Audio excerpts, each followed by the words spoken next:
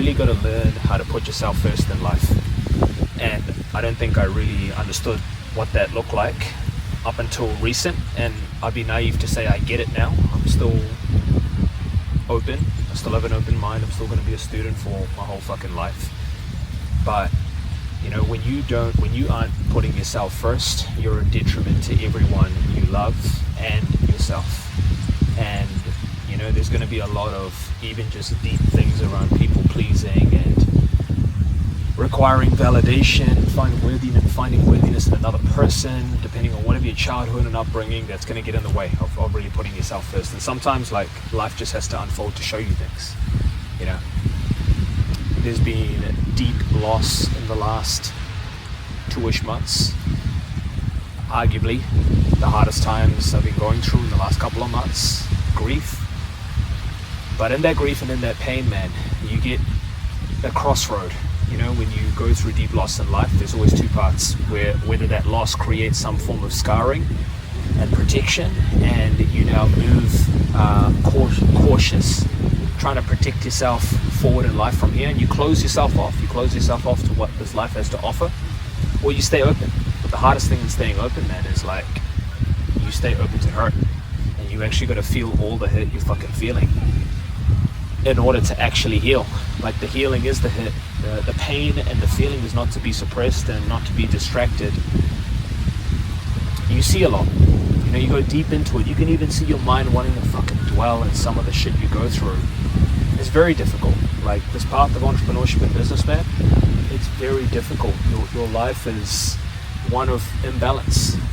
And, you know, your mind is going to be seeking certainty in some form of balance. You're going to look for it in relationships. Relationships are been very difficult for me. As great as I am with professional relationships, when it comes to personal, intimate, you know, I can play the role. But then who are you? Who are you behind this role that is your life? It's not that you're fake. It's like, I don't have a job. I have a life mission. And it's something that has served me for coming on 10 years. You know, I ain't new to this. And if you're in this position, or you're at year 3, or you're at year 5, you'll resonate with this. Maybe you're at year 1 and you're still building up to this position. But just know, like, eventually everything merges into one. Business, relationships, finances, personal life. Like, I don't have a 9 to 5. I have open eyes to close eyes. I have a wake up to go to sleep. You know what I'm saying? And that's the game. So it's not even that I'm trying to deter you. I'm just trying to, again, share awareness and insight of someone that's actually fucking living it and has been living it, of just what you're going to go through as an entrepreneur. You know, every different stage is going to uncover different things about you. One thing I do love is that it's so true. Like, business is a radical self-development process disguised as money making. I saw this quote, and it's the truest shit out. You know, you're going to learn so much about yourself on this path. You're going to have to want to see. You know, to the point, this path isn't even about money and lifestyle. It's just a fucking mirror. Of course, life is a mirror, but there's nothing like when you're holding the steering wheel, and it's not a boss. You know, it's not a parent. It's not a significant other. Bringing it back to the point of, like, you living your life. If you ask me what that sounds like or what that looked like, I don't know. I'm 35. Maybe at 25, I would have said ghost mode, like, shut everything out, like, the right person will come along and they'll get it. But honestly, what I'm realizing even in the realm of relationships is, yeah, the right person will come along and you will speak the same language, and your souls will dance together, but there's so many layers. You know, you could tick all the boxes on certain layers, but 9 times out of 10, or if not 100% of the time, that person is not going to tick every box. And then the game really begins. Do you choose each other to the point you can let go of, you know, the need to be right, and let go of this layer of protection that pops up, in order to actually learn to navigate together, learn to dance together, build actually a relationship.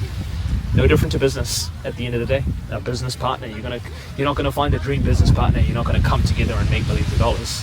You're gonna have some things going on for, you know, each of you guys. But then you actually got to build the relationship, build the partnership, which ends up building the business. No different.